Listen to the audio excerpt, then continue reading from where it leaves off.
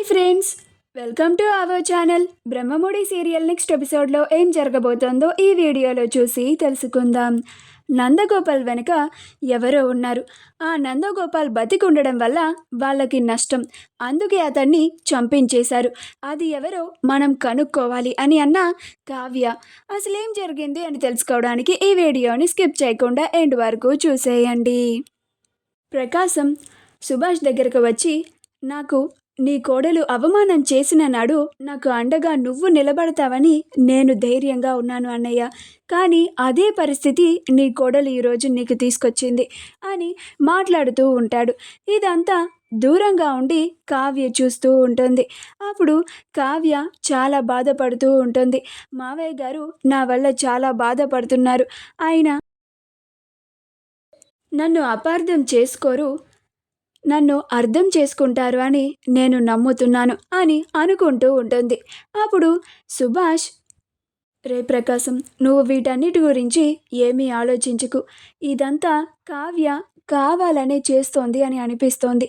కావ్య రాజులు ఇద్దరు ఏదో పెద్ద నిజాన్ని మన దగ్గర దాయడానికి వాళ్ళు ఇలా మన ముందు మనం ప్రశ్నిస్తున్నామని కటువుగా ప్రవర్తిస్తున్నారు. వాళ్ళు ఆ నిజాన్ని బయట పెట్టలేకపోతున్నారు, ఆ నిజాన్ని బయట పెట్టడానికి భయపడుతున్నారు అని అంటాడు. అప్పుడు ప్రకాశం, ఎంత పెద్ద సమస్యలో ఉన్నా కానీ అన్నయ్య, ఇలా పెద్దవాళ్ళని ఎదిరించడం సంస్కారం కాదు అని అంటాడు. అప్పుడు సుభాష్, కావ్య నన్ను అన్ని మాటలు కావాలని అనాలని అనలేదు, తను నిజాన్ని దాచిపెట్టడానికి అన్నట్లుగా నాకు అనిపిస్తోంది. ఒకవేళ నిజంగా అన్నా కానీ కావ్య నాకు కూతురు లాంటిది. నా కూతురు నన్ను 4 మాటలంటే ఈ తండ్రి గుండె తట్టుకోలేదా ప్రకాశం అని అంటాడు. అప్పుడు ప్రకాశం, నీకున్నంత మంచి మనసు అందరికీ ఉండాలి కదా అన్నయ్య. అందరూ కావ్యని అపార్థం చేసుకుంటున్నారు. ఆఖరికి నేను కూడా ఆ కావ్య నన్ను అవమానించినప్పుడు కూడా నేను ఇలానే చాలా బాధపడ్డాను అని అంటాడు. అది అవకాశంగా తీసుకొని నా భార్య నన్ను ఎన్నో ప్రశ్నలు అడుగుతోంది, నన్ను రెచ్చగొట్టాలి అని చూస్తోంది. ఆ కావ్య పైన గొడవ పడమని నన్ను చాలా రెచ్చగొట్టాలని చూస్తోంది అని అంటాడు. అప్పుడు సుభాష్, మనం 4 మాటలు అనడానికి ఆ కావ్యని 4 నిమిషాలు కూడా పట్టదురా ప్రకాశం, కానీ మనం మన పెద్దరికాన్ని పోగొట్టుకోకూడదు అని అంటాడు.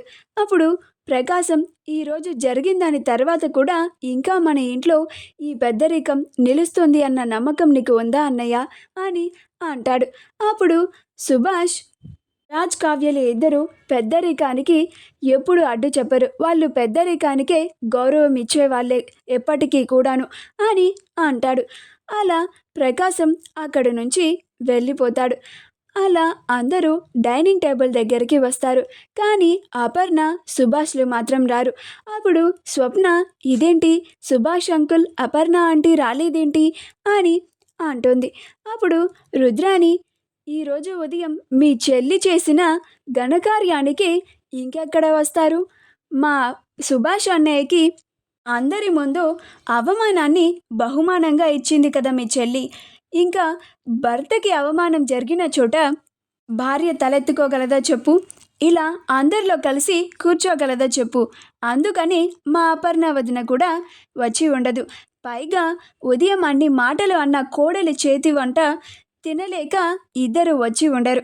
మనసు చంపుకొని రాలేక వాళ్ళ గదిలోనే ఇద్దరు కూర్చొని బాధపడుతూ ఉండి ఉంటారు అని అంటుంది.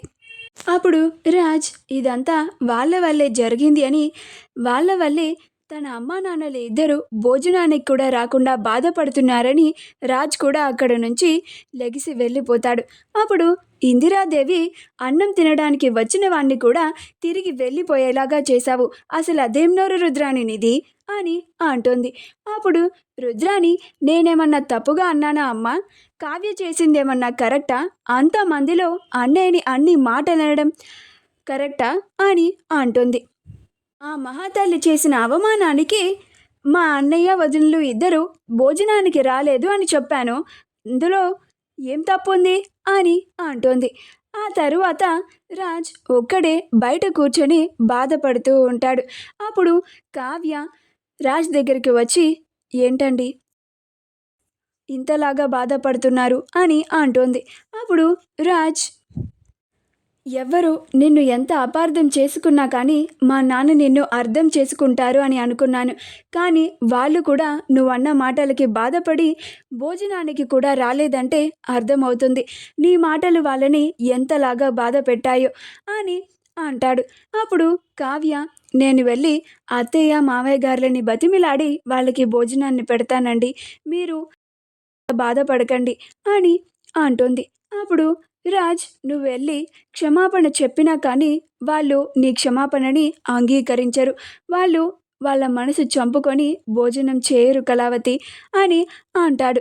అప్పుడు కావ్య, అసలు ఇదంతా ఇన్ని సమస్యలన్నీ ఆ నందగోపాల్ గాడి వల్లే కదండి. కానీ అసలు వాడిని ఎవరు చంపి ఉంటారు? వాడు చనిపోతే మనకి నష్టం, కానీ వాడు బతుకుంటే ఎవరికో నష్టం ఉంది. అందుకే లాస్ట్ టైంలో వాడిని మనం పోలీసులకి అప్పగించే టైంకి వచ్చి షూట్ చేసి చంపేశారు. అంటే నందగోపాల్ వెనక ఎవరో ఉండి నడిపిస్తున్నారు, వాళ్ళని మనం పట్టుకోవాలి అని అంటుంది. అప్పుడు రాజ్, అవును కళావతి, నువ్వు చెప్పింది కూడా నిజమే అని అనిపిస్తోంది. ఇదంతా నందగోపాల్ గారు ఒక్కడే చేసే పని కాదు, వాడి వెనకాల ఎవరో ఉండి ఈ కథ మొత్తం నడిపిస్తున్నారు. నందగోపాల్ని పోలీసులు తీసుకెళ్తే వాళ్ళ పేర్లు కూడా బయటికి వస్తాయేమో అని భయపడి ఇలా చేసి ఉండొచ్చు. ఆ నందగోపాల్ కాకుండా మనకి శత్రువులు ఇంకెవరు ఉన్నారు అని ఆలోచిస్తూ ఉంటాడు. అప్పుడు కావ్య, ఆ అనామిక ఉంది కదండి, ఆ అనామికకి మన కంపెనీ అన్నా మన కుటుంబం అన్నా చాలా కోపం. పైగా మనల్ని బద్ధ శత్రువుల్లాగా చూస్తుంది. మొన్న మీరు జగదీష్ చంద్ర ప్రసాద్ గారికి ఆర్నమెంట్స్ని డెలివరీ ఇచ్చేటప్పుడు కూడా వాళ్ళు బంగారు కిరీటాన్ని నకిలీ కిరీటంతో రీప్లేస్ చేసి మన కంపెనీ పరువుని తీయాలని చూసింది. ఇప్పుడు ఆ ప్లాన్ ఫెయిల్ అయ్యిందని ఇలా కూడా ప్రయత్నించి ఉండొచ్చు ఏమో కదా అని అంటుంది.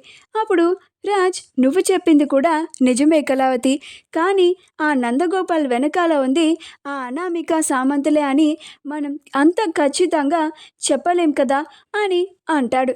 అప్పుడు కావ్య, ఆ అనామికే ఉంది అని నాకు అనిపిస్తోందండి. ఖచ్చితంగా వాళ్ళు మనకి ఏదో ఒక క్లూ వదిలే ఉంటారు. ఖచ్చితంగా ఆ అనామిక సామంతులే ఉన్నారని నేను రుజువు చేసి వాళ్ళ అంతు చూస్తాను అని అంటోంది. అప్పుడు రాజ్, నువ్వు చెప్పింది కూడా నిజమే కళావతి, ఆ నందగోపాల్ వెనక ఉంది అనామికే సామంత్ అని తెలిస్తే మాత్రం మన 100 కోట్లు మనకి దక్కినట్టే కూడా అని అంటాడు. మా వీడియో కనుక మీకు నచ్చినట్లయితే లైక్ చేయండి, షేర్ చేయండి, మా ఛానల్ని సబ్స్క్రైబ్ చేసుకోండి, పక్కనే ఉన్న బెల్ ఐకాన్ని క్లిక్ చేయడం మాత్రం మర్చిపోకండి.